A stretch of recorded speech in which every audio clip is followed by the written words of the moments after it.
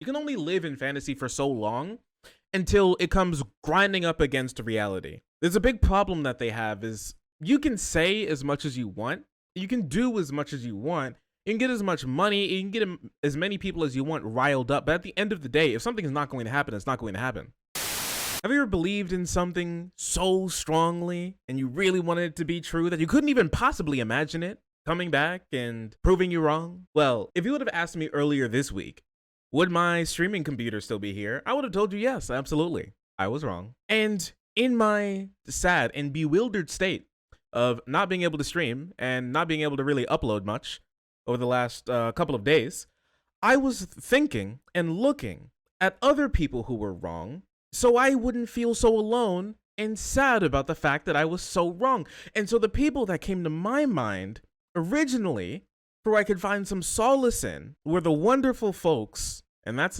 folks with an X, at Fox News. And because we're both going through an issue of believing things that are factually untrue, or should I say, I guess, pretending that we actually believe things, because oops, you always know it's a good Fox News article when it starts with oops.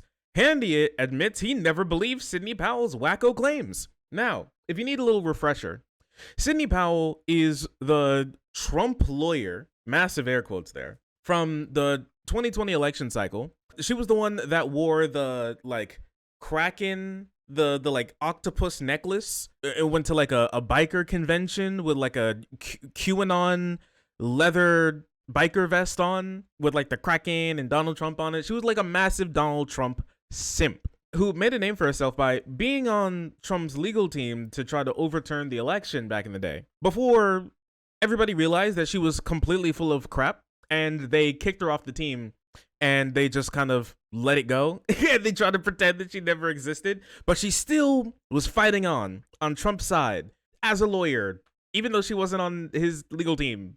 Weird stuff. Let's read on for this a little bit. I just wanted to see a little bit of what's going on here. Fox News' Sean Hannity says he knew all along that Trump lost the election, which, if you were to watch his show, would not necessarily be the take that you would get from what he would say over the airwaves.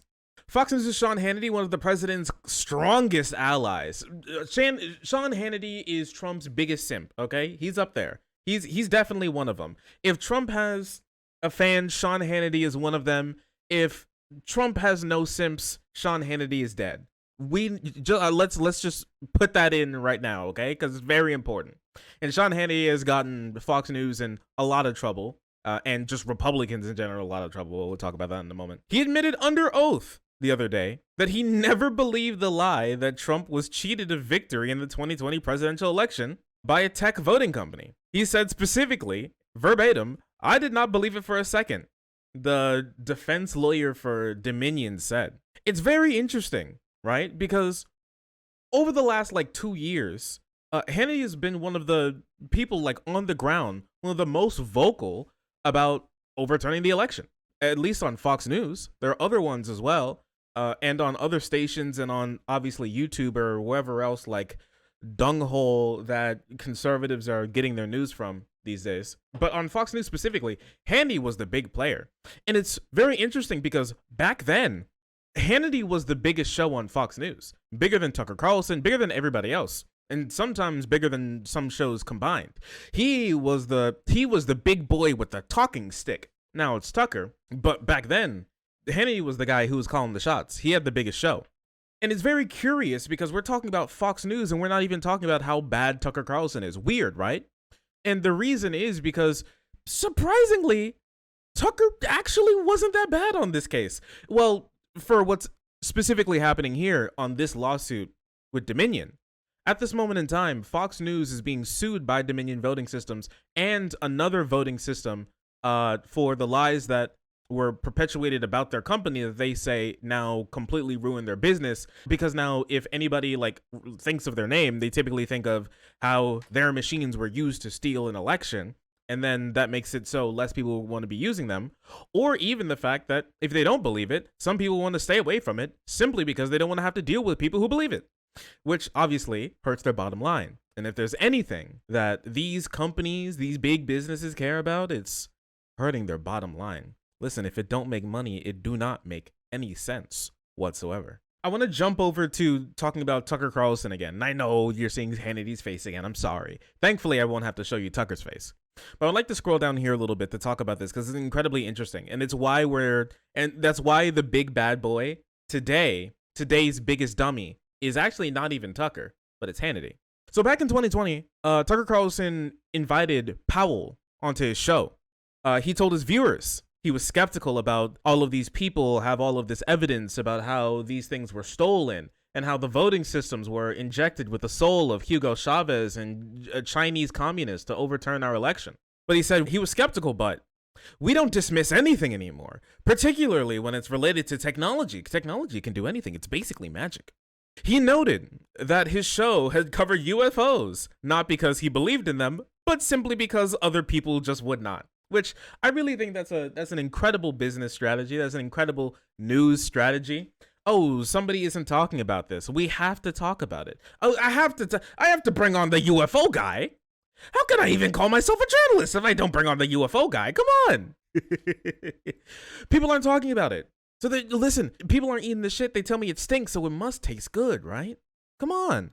If everybody's laughing at me after I piss my pants, that means that I'm onto something. Come on.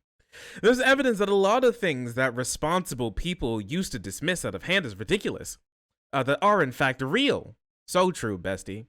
So true. So we offered an interview to Powell, and she went on and started to throw claim after claim after claim after claim.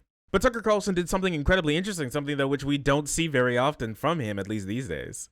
It's him actually pushing back on somebody and going, hey, can you provide me any evidence of this? He actually pressed Powell, leading Powell to not only crumple under the weight of the simple question of, do you have any evidence, but to fall apart even further and then just abruptly end the interview and walk away. Why are we telling you this? He concluded at the very end, after telling his audience that she had no evidence. Because it's the truth. It's our only hope. It's our best defense. That's how we're different from them. Very cool. Very interesting, Tucker. But he actually did genuinely a pretty good interview on this. I'm not going to lie. He genuinely did for Fox News' standards, which, let me remind you, is below, like, it's below the crust of the earth. It's not ground floor level. It's below the crust. It's like getting into the mantle. Okay, it's farther than any human has ever dug. That's how far below the ground the bar is. But he still cleared it, which is very interesting. Very interesting, must I say. And so this is where Tucker kind of separates himself from Hannity, because Hannity saw all of this and he said, damn, what's she cooking? Because he wasn't dismayed. He wasn't dissuaded by the idea of her having no evidence. He was actually like, maybe girl, you're onto something. It's curious how that works. A week later, Powell got a Fox News interview anyways. This is after she got kicked off of the Trump campaign. The host wasn't Carlson, it was Sean Hannity, whose obsequious treatment of his pal Trump was only amplified by Trump's re-election loss. The ostensible predicate for Powell's appearance was that she was acting as a lawyer for Mike Flynn, Trump's one-time national security advisor, who had also pled guilty. It's interesting how everybody connected to Donald Trump is either going to jail or in the process of going to jail. It's weird how that works out. In his interview, though, Hannity turned the discussion to Powell's claims on voting machines. He noted that he discussed the issue with her on his radio show, asking her why people she claimed had observed the election being stolen hadn't signed affidavits to that effect. She indicated that some were government employees worried about repercussions. One of Powell's sources, we later learned, was a guy she presented as having served in the military intelligence, but who instead had been a trainee in one program, dropping out before it was completed. Hannity was apparently satisfied with this answer. He asked if anyone had examined the machines for evidence of this activity. Powell promised that such an analysis was imminent. Hannity, realizing he left a rhetorical slam dunk on the table, jumped back to just dunk on the Democrats, because that's what's really important here. Did we forget about dunking on the Dems? Come on, guys. Let's go. So Hannity gave a lot of credence, who was specifically lying about Dominion, who is now suing Fox News for $1.6 billion for lying about them and destroying their business. As NPR first reported, Fox News' CEO Suzanne Scott warned colleagues, "We can't give the crazies an inch." I wonder how that worked out for them. It's wild because it's just like the inmates are already running the prison, okay? Like the inmates at Arkham Asylum. And like this is the Joker over the intercom talking to everybody else about how we can't let the crazies in. Have you seen those guys? They're insane. And yet Hannity was among those who gave airtime to Trump's claims. On November 30th, 2020, for example, he invited Trump's campaign attorney Sidney Powell onto his program for a one-on-one interview. She then had tied together Trump's boogeymen. As the Daily Beast noted in a write-up including the dead Venezuelan dictator Hugo Chavez, liberal philanthropist George Soros, and the Chinese communist money, and the CIA. You can't forget about that. And these days it would also be the FBI, because they're also conspiring against Donald Trump for doing their job and getting back stolen memes. Because that's bad and cringe, apparently. I hate it when you take things that I stole. They're mine. Dang it, they're mine. Bad, because Fox News is not looking good for winning this case against Dominion, because they have a lot of information about how they kind of lied and ruined everything. Janine Pirro was one as well. The Five were on there doing the same thing. Fox Business star Maria Bartiromo promoted the lies with an interview with Trump, his first on television interview after the election. And Lou Dobbs returned to the topic repeatedly. Dobbs left Fox News just after Smartmatic filed his lawsuit. I actually didn't know this. I actually didn't know that Dobbs left. I was kind of wondering, you know, in the clips, I'm like, where's Dobbs? Where's Dobby? Dobby boy. I miss you, Lou. I guess he had to skedaddle. After the lawsuit came, he's like, oh, hey guys, it's been a fun ride. I gotta get out of here. 1.6 billion, a little rich for my blood. See you later. But not rich enough for his donors though. Never forget that. Never forget that. The defamation case is hard to prove, but it's something that can be done. It seems like they're getting a lot of traction here, specifically because not only have they gotten Fox Corp's, which is the parent company for Fox News's, Lakeland Murdoch, which is the son of Rupert Murdoch, to testify, but also Rupert Murdoch himself is going to have to give a deposition. Now, a lot of these depositions are still sealed and closed since the case isn't going on, since the trial isn't going on at the moment. But some of the things were able to leak, and one of those things, obviously, was this Sean Hannity deposition that he gave to the lawyers, which is incredibly interesting and funny. On top of this, I would just like to say, this is hilarious, right? You get what you deserve, but outside of that, it's important to remember that these lies have consequences, and they have consequences. We've talked about the consequences for like us, humanity, society, America, your average person, and people's families being ruined off of these blatant falsehoods that rip families apart and get people to go into like QAnon, but QAnon's actually waning these days. But you know, I think with QAnon waning, it probably had something to do with them all going to Texas to where JFK was shot and waiting for him to rise from the tarmac and travel the country in 3 days and then reappoint Donald Trump as the God King Emperor of the galaxy. But that didn't really work out, unfortunately. Outside of that, it will always come back to bite them. I've talked about it before. You can only live in fantasy for so long until it comes grinding up against reality. There's a big problem that they have is you can say as much as you want, you can do as much as you want, you can get as much money, you can get as many people as you want riled up, but at the end of the day, if something is not going to happen, it's not going to happen. And a lot of conservatives have been priming themselves for believing things that are just factually untrue ever since the big silent majority lie came about, how everybody is just so scared of being canceled, of cancel culture, and so they won't say anything, but they'll speak with their wallets, and they'll speak with their the votes, and that's why the red wave is coming. How'd that turn out? Oh wait, I forgot. Sorry, that's probably still like a sore spot for them. Whoopsie. Or with the go woke, go broke, but by go broke they mean you'll 100x your investment into a movie at the box office, or a show will like completely pop off. That's what they mean by like failing. It's very strange idea and criteria for failing that they have going on there. But for a lot of these people, it's very funny to see, but it's also dangerous because the more desperate they'll get, the more dangerous they are. They're animals, okay? But more in like a theoretical sense. How like once they get backed up into the corner, they're going to get more dangerous. We've been seeing this a lot. Here's the thing. People wouldn't be so crazy here in the States about the whole like transgenderism thing or the wokeism thing if they could just get rid of it, or they could just kind of forget about it, right? If it was just going away. It's not going away. Left-wing values are becoming more mainstream, and they're becoming more in the cultural zeitgeist to the point where they're scared.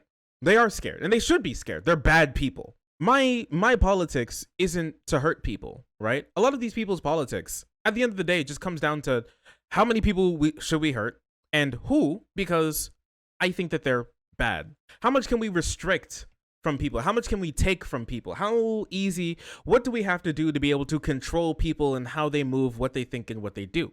That's why Donald Trump is probably the most litigious president we've ever had in our entire country. The fact that he was like suing people left and right and wanting to sue people, and even threatening to sue news organizations for writing bad stories about him. Not untrue stories, just mean, rude stories that he didn't like. This is what these people do, and this is who they are. I think it's sad, but it's always good to see what for it to come back on them, because at the end of the day, you can only tell people that they're in war for so long until they do something. You can only tell people that everything's being stolen from them and they have literally nothing to lose until they start to act like they have nothing to lose. They always forget about that last part. Would it be logical to tell somebody and convince somebody that they could like lose anymore and they're at the brink of the country being stolen, or the country has already been yoinked and now we're just seeing the effects and the symptoms of that? How is it not logical to see them like wanting to do something about that, right? And so you see all these people like going out with like guns and trucks out to like voting boxes and doing crazy stuff and bringing up this whole new little mini generation of like Fox News clone talking head Trumpian goons who all want to do the same exact thing. This isn't something that should be surprising to anyone. Anybody with thinking from step 1 to step 2 should have been able to put these pieces together. But not these guys. And I think the thing that's actually blinding them is not necessarily stupidity. I feel like stupidity can be a cop-out. Like, oh, you're dumb. Oh, he couldn't help himself. He's stupid. I don't think these guys are stupid. I think what was blindfolding them was a crisp $100 bill and many more that were laying on the floor that they were busy shoving into their pockets. That's the real thing. That's the real issue that's going on here. These lies, they pile up.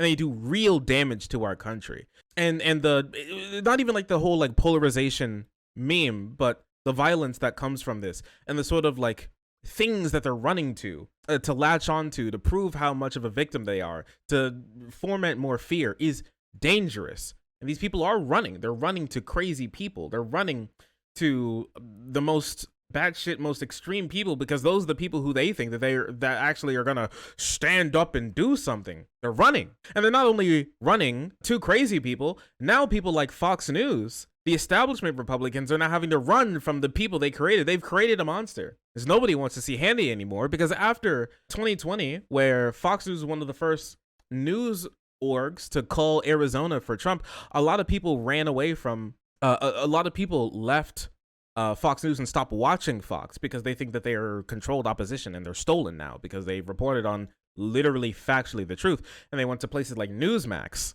right?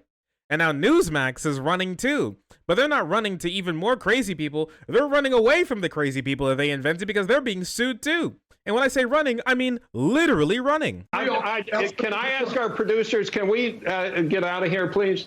I don't want to have to keep going over this. Actually, we at Newsmax have not been able to verify any of those allegations that you're Mike, hold on a second. Everybody hold on a second. Mike, hold on 1 second. Let's talk a little bit of. I love this clip. It's one of my favorite Fox News clips in my entire life, bro. I love this clip. If this clip was an NFT, honestly, I may even think about buying it. I'd hang this up on my digital wallpaper. Heck yeah, brother. 100%. It's so good. It's so many happy endorphins just go off in my brain every time I see this. This is after they were sued by Dominion, just so you know. So Newsmax is one of the defendants in these cases. That's also getting hit with a $1 billion bill if they lose this case. And Mike Lindell is one of the most insane, crazy election denying freaks out there, who's basically thrown away his entire company to prove that the election was stolen, and he's now moved his entire personality to trying to reclaim Donald Trump's lost honor from the election being stolen from him. And some of the even more crazy people that they're running to are, you know her name, you know her, you love her, Carrie Lake, who's probably one of the greatest comedians of this generation. I know that right now we can identify as anything we want to identify as, but I want you to know that I identify as a proud election-denying deplorable. Are you with me? Woo! Yeah, I love denying elections. It's my favorite pastime. And my pronouns are I won.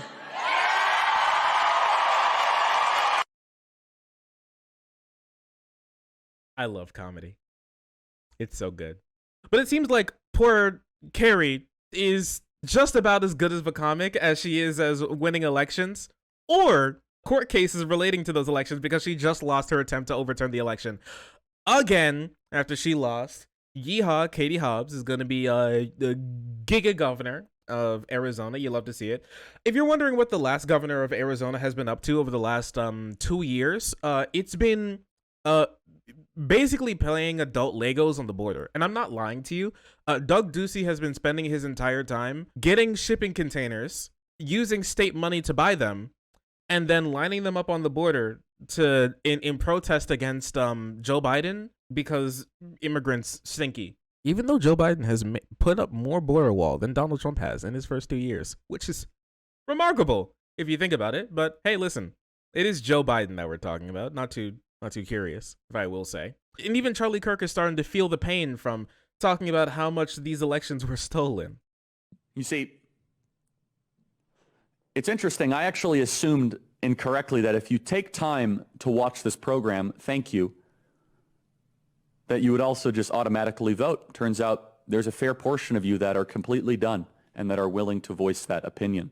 Do we have that Laura Ingraham clip? Yeah, they're completely done. It's kind of strange, right? They're looking around. They're searching. He's searching. He's putting on the hot dog suit, and he's asking, "Hey guys, what happened? What happened? You're telling me that after years of telling people that the ghost of Hugo Chavez will flip their vote from R to D in the voting system will mean that they'll be less likely to vote? What, they're just gonna outvote the theft? Really? Now, I could have seen this coming. This is just like having a burger joint and saying that if you buy our burgers, you will die. Okay?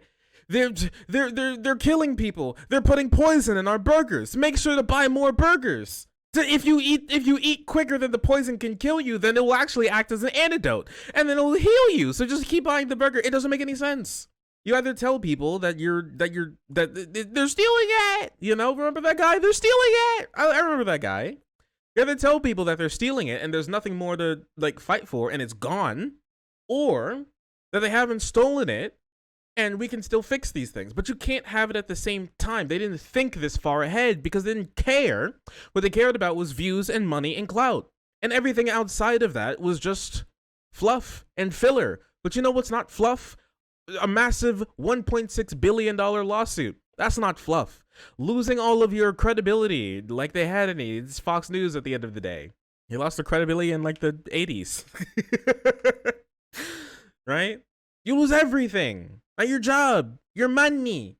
What more is there? How much is this worth? How much is lying worth? And Hannity, I honestly would imagine that Hannity is going to be like crazy reprimanded sometime soon by Fox News, because like he's ruining it.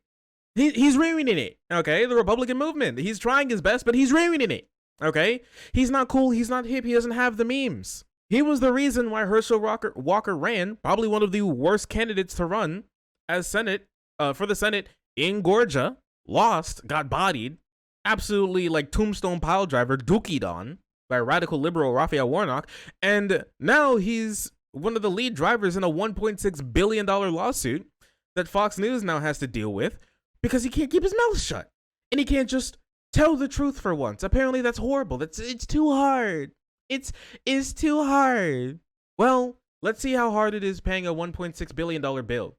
This isn't even one of the first lawsuits that that Fox News has been in recently, for lying to their audience, literally lying to their audience. Can somebody inform Murdoch that he's literally lying to his audience? Because not too long ago, Tucker Carlson had to argue that no normal, rational, well-thinking, head screwed on straight human being would listen to a show and think that it's true or factual in any way, shape, or form. And honestly, that's the truest thing to ever come out of Fox News that I can honestly imagine, is what these people do. When they breathe, they lie. They sleep at night. Donald Trump won the election.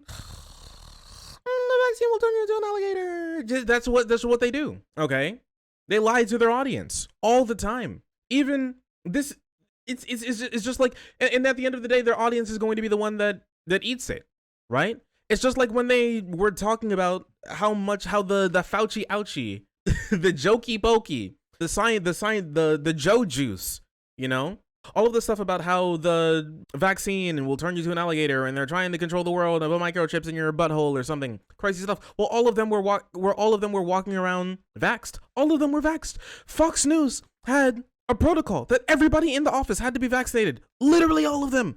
So all of them, from the very moment that the vaccine came out, they were all juiced up on the Fauci ouchie. But they kept telling people how bad it is, and they kept telling people how crazy it is, and they kept telling people that they're trying to control you, even while they were perfectly fine and happy. And while those people, while their viewers died or got irreversible lung damage from what they were doing and saying to them, they were perfectly fine. Rich as can be, have the best healthcare money can buy, fly across the world to get specialty care from anywhere they want, making hand over fish, slurping it up like the hogs they are. The cash money that they get. Disgusting. It's funny. It's curious. But it's only funny when it's coming back to bite them. It's not funny what they did. Nothing about this is really funny. What they did to the country isn't really funny. Turning like normie conservatives into batshit crazy extreme radicals who believe anything that suits their own personal agenda is not funny. But hey, hold this out, brother. As long as you can do that for me, we'll call it even. Oh, sorry. I didn't see you there. If you're enjoying the content, hit the subscribe button.